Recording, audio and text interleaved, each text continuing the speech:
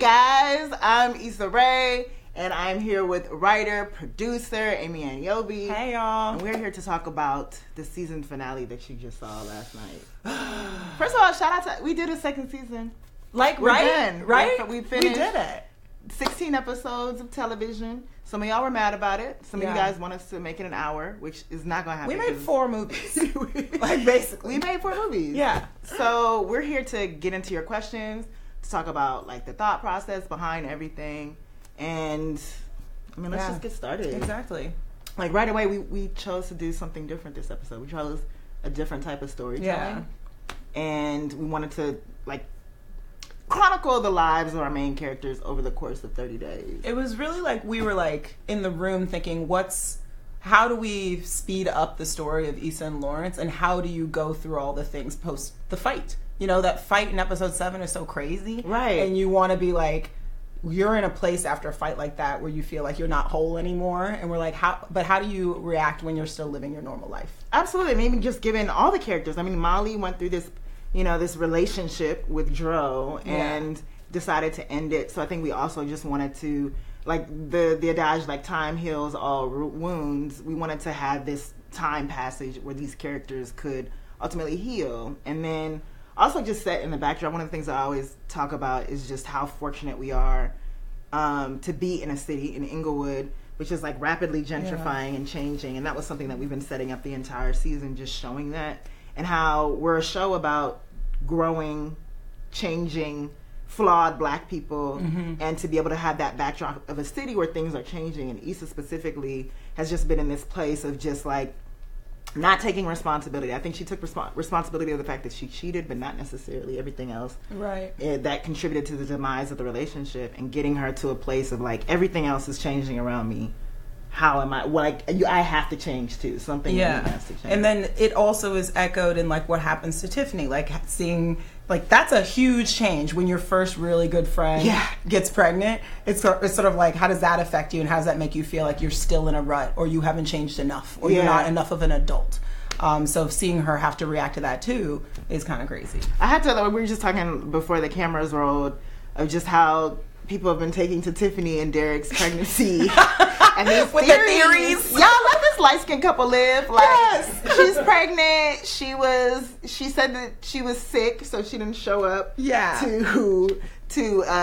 Issa's house to watch Due North. Yeah. Because she was just having her little pregnancy pains, but we didn't imagine that she was like lying and conniving. In fact, it's like that's something we talked about in the room too, was that we wanted to show a very happy together Black couple. Yeah. And you know that they've been through stuff. Yeah. Because she says like, hey, he lived in a hotel for a little. So it's like they've been through stuff. He had Fred apparently killed. Fred was assassinated for talking to his woman.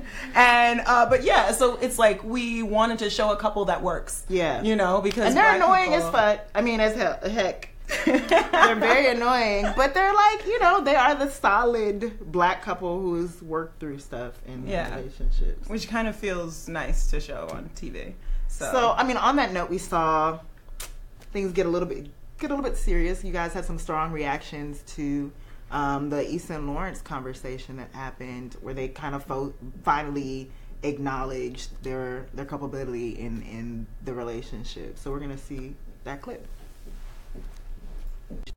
Lawrence, I want it to be better for you because of you.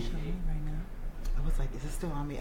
But somewhere along the way, I depended on you to be better for both of us. And when you were going through what you were going through, I just didn't know how to handle it. Yeah, I mean, what could you have done, though? More? You know, that's when you needed me to be better for the both of us. And I didn't even know how to do that for myself. Well, that makes 2 of us.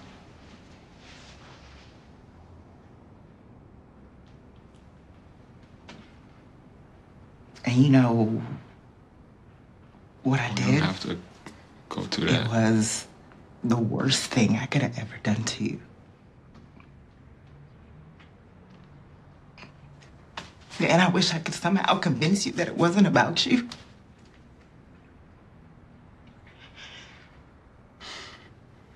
You've only ever loved me. and expected me to want the best for you, and I promise I did. I still do.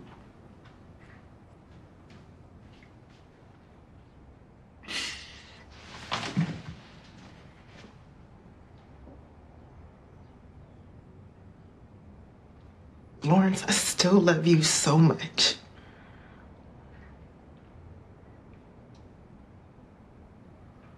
Love you too.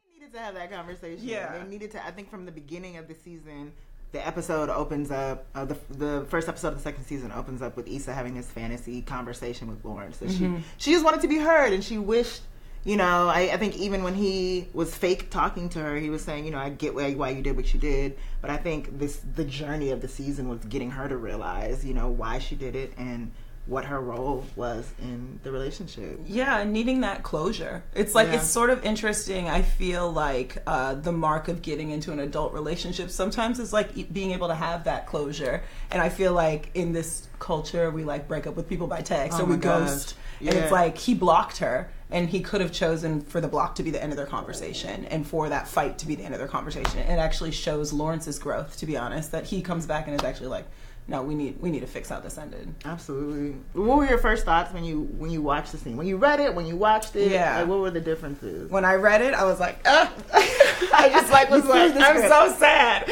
and threw the script away. And then I picked it up out of the trash and decided we should shoot it. But but like my initial thoughts when I saw it is like I identified with both of these characters so much. It's like you've been on either side of that, whether or not you've cheated or whether or not like, you know, you've felt like stuck in a certain place in your life. Everyone has identified with being someone who hurt someone or being hurt. Mm-hmm. And I really loved how that spoke to just like a universal feeling that anyone who's been in love has felt. And when I saw it, I not only did I believe the moment so much in that I was like, they really are speaking their minds, but you knew before you heard them say, I love you, that they loved each other. Yeah. Because you don't have those conversations with someone that you don't feel that way about. Yeah, one of the things we talked about in the room is how rare it is to be able to have those mature conversations with someone. Like, so many relationships just do end after the cutoff. Like, I'm not talking to you anymore. Mm-hmm. And you carry that hurt for so long, and they just needed it to be able to release it. They were both still acting out throughout the entire season, despite, like, having...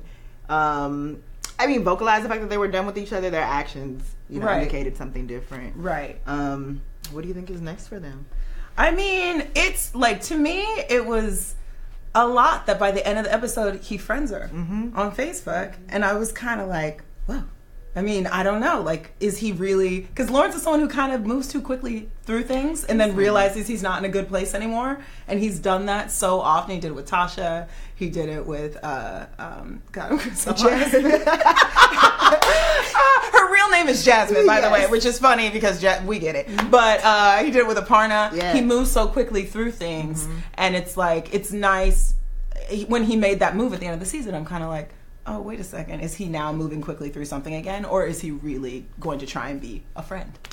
We'll see that in season 3. So at this point, we want to get to some of your fan comments. I see that they're coming in rather quickly. What does it say? Moments of the episode I guess coming from you, do you want to go to the fan sessions? Do you want to talk about the last moment? I mean, obviously the last 15 seconds of the show where Dro goes back to Molly. Molly goes back to Dro and Issa goes to Daniel. Bad decisions on bad decisions. Did you think that was a bad decision? Well, here's the thing. I think Molly's decision is bad. We've been been setting up that Molly needs to know that she has options. She needs to know that she has options when she goes to work. Yeah. That she doesn't have to stay at a job that doesn't value her. And that's we see her interviewing at other places. And I think at that last moment of them giving her the Rising Star Award, she's like, F this, I'm better. Yeah. And then I think, in my opinion, her going back to Dro, she didn't cut off Quentin. So there's options. In theory, yes, but I just feel like what we know about Molly is she's someone who like falls head over heels so quick. And she already felt it with him. She was already like, I can't do this. And I think Molly wants to believe that she's like, no, now that I know I'm walking into, I can do it. But I'm like, you are who you are, girl. And so you don't think Issa's decision to go to Daniel is a bad I think that's not a bad decision. Crazy. On my side, I'm like, they're always good at the end of the day. So I'm like, they always bounce back. They always bounce back. And so for me, I'm like, if they really stick to the sleeping on the couch thing, which always happens. Which always you always say platonic with the person that you've had sex with before. Right. But I do sort of feel like there's a chance that they could actually be friends and be cool. Okay. Well, again, see. So our first fan question comes from Sola. She says, I'm way mad at you and Molly. Y'all didn't learn. Y'all didn't learn not a damn thing this season. I thought y'all did, but then y'all went straight back to your old ways. Well, Sola. Respect. We told you why. I think that's real life. Sometimes, right? You do. I've been in this situation so many times where I've been with a friend or I've been with a significant other where we pledged to do better from this point forward, and then there's something familiar, something tempting that happens where you're just like, okay, well, I'll start right after this. Or, you know, so I think Molly and Issa had this, you know, they had this blow up, this semi blow up that happened where they were like, you do you, you do me, I'll do me. They pledged not to judge each other. Right. And we saw that last moment of them acknowledging like, look, we're a mess, but we're here for each other. We're messes with each other. And so I think that's just, it happens. Sometimes we regress, but I do feel like they've changed. I do feel that, and I also think that, not to put anything on Sola, but sometimes those things are triggering. Like you see something of yourself and you know that you've made that mistake before and you've gone back to something that was whack, that wasn't right for you, and maybe in that moment you're watching, you're like, don't do this, girl, because I know how this is. But like in this, that's, I mean, but that is life. That's so Sola, stop fucking up. Sorry messing up. The next one is from Angelique. Angelique, can we talk about why y'all making my girl Molly out to be a hoe? She had just slept with the attorney dude. Angelique, would you say the same thing if Molly were a guy doing those things? Double standard. And remember, this took place over the course of 30 days. Exactly. So, it wasn't like in the same afternoon. Yeah. So I think what I really love about Molly's character in this ending beat, even though I think emotionally this might be hard for her to go back to Dro, I think as a woman it's nice to claim your energy and to know like she wants to be a confident sexual person who can be with a guy and not get entrapped by like the girly feelings. And I'm like, that to me is commendable, to try and be someone who fully realizes who they are. That's so true. Awilda, I hope I'm saying that right. My prediction is that Lawrence and Issa are romantically over and will be friends. And then the show ends. I mean, tune in. Nicole, that kitchen scene with Issa and Lawrence had me bawling. It was so cathartic to see them own up to their mistakes. Such a beautiful scene. Thank you. Yeah. As we discussed, it was really fulfilling to just be able to write two characters, you know, actually being mature for once. For once. And they just needed it so badly. Yeah. It showed. Leah, how does Issa Rae feel about Daniel and his relationship with Issa D? I can relate. Oh. I can. That's a good question. Good job, Leah. Business out there, no, but I can relate to having, you know, someone in my life that I've tried to push away, that you know you've gone through things with, and then you just always end up going back. And that's why that final scene resonated with me so much, and that's why I pitched it, of just being like, you know, there's just so many times where you think that you're over someone and then something will draw you back, or you'll find a stupid excuse. Like Issa is like, my brother's annoying, I will live with Daniel. And it's just like, girl, that's not why. That's not why you wanted to go back. Something within you saw something, and there's something that you still want to explore, whether it is to continue a friendship or that you miss something about him. So I remember when you first pitched it, I was mad at that decision. I was like, that's messy. I'm like, why would she do that? That's a mistake. She knows better. Right. And after what he did to her, why would she go back? And then I really started thinking about it. I feel like the next day I came in, and Regina, one of the other writers, Regina Hicks, was like, okay, so Amy, you didn't like that, so what are your pitches? And I was like, actually, I love it. I slept on it. And I think that is so real, that we would just go back to like, you know, what feels familiar, and that especially after having such a healing conversation with Lawrence, that Issa D, the character, would be like, well, I'm all better, so right, so I'm good, I can handle this. And I just think even her relationship with Daniel, like, it's always her. She's always projecting something onto him. She projected feelings in the beginning, and then she did it again. Yeah. So I don't think that she's ever really allowed herself to just experience him as is, without any preconceived notions, anything. Just, and so that'll be interesting to see in season 3 how that plays out. Danielle says, I love that Dro is back in the picture. Their chemistry is amazing, and I do feel he is truthful about the open relationship. You are in the minority, I think. Yeah, everyone's like, they think he's lying. Yeah, which I find funny, because I think even in talking about this storyline, we were more we wanted to explore Molly's side, like why Molly is deciding to do this independent, like whether or not Dro is lying. And we didn't imagine that he was. You know, they know each other for a long time. She's known him since she was a child. She could tell if he's lying. I think there's a trust there, right? But it's more about like why she's deciding to be in this relationship with this guy. What is it about? What's going on in her life? That it didn't really matter. It's just like looking at why she's making the decisions that she's making. Yeah, and even in the room, we like almost tried writing those scenes, like of exploring the other side of it, and we were just like, that's not Molly's story. It's about who she is and how she connects to a man, and her trying to grow in that way by not getting over attached. And so we sort of dismissed writing the other side of her, like inquiring, like, oh, what's happening? Is it real? You know. But their chemistry is amazing. Yvonne and Sharonis have great chemistry, and they're such gorgeous people, and it's so great to see them work and play off of one another. Julian says, here it is, I want to know, is Dro really in an open relationship in his marriage, or is he just telling Molly that because when he told her to stay in the bathroom, that brought out some red flags to me. So it's interesting that you say that, Julian. I think Dro's open marriage is between Dro and Candace. You know, I think he confided in Molly and was like, look, this is what we're going on, because Molly is a very good friend of his. But I don't think everybody at that restaurant knows, one, that he's in an open marriage, and two, that he's involved with Molly. So while that was an icky moment for Molly, you know, again, being inside her head, being in his head, it was respectful. Yeah. You know, like, and it's my business. Yeah. You know, I'm not trying to put my business out there with Candace and this entire dinner. Yeah. Risk someone seeing us walk out together. Lelia, she says, how will the show... that was really pretty. Kind of. How will the show bring more awareness to the gentrification happening in LA, and will it continue to coincide with the growth and change of the characters? She's smart. That's a smart question.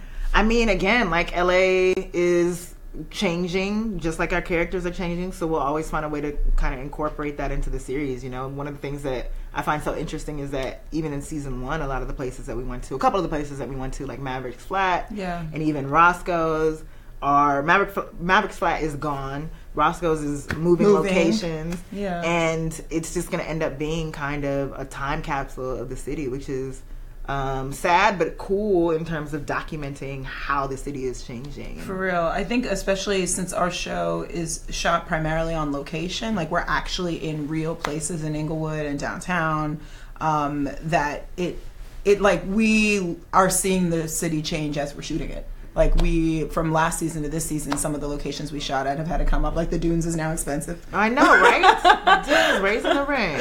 Exactly. So it's like, it's really happening. It got under new management, I think, too. Yeah, they got a sign now. Y'all can try to live there if you want to, but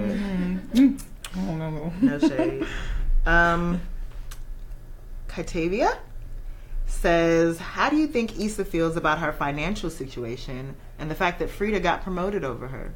Oh, that's a good question. Especially so in the nonprofit world, income very often isn't that high anyway, but I bet that having that promotion would have helped Issa a lot, and maybe she wouldn't have had to move. But she knows what she did. She knows she messed up and she hurt these kids, or potentially her actions led to kids not getting opportunities. And therefore, I feel like she genuinely respects that Frida got the promotion. but also now she's got to move. She's got to move, and it seemed like she got like demoted, according to Joanna. So we'll see what happens there.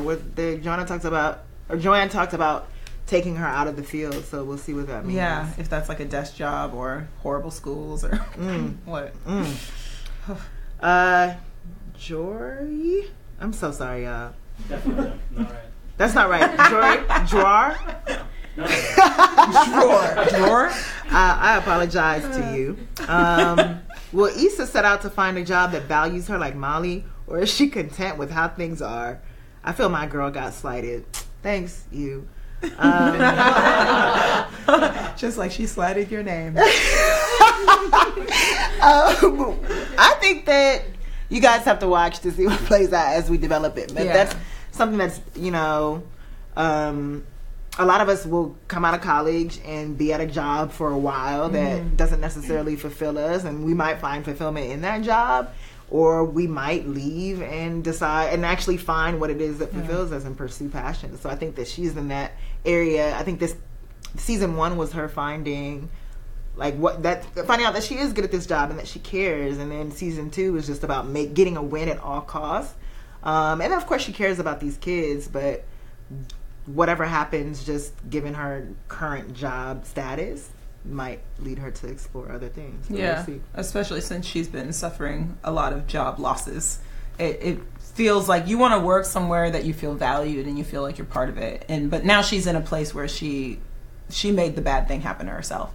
So maybe there's a world in which Joanne doesn't want her there anymore. Ooh. Maybe there's a world in which Frida gives her another chance now that Frida's ranked above her. Like anything could happen. Anything could happen.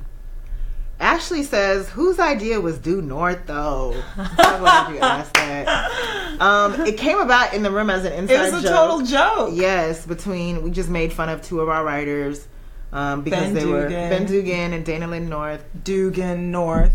Due North. The Minority Report thing. Yeah. And then they were eating lunch together. Yeah. And then we just started, riffing in the room about how they had this forbidden slave love.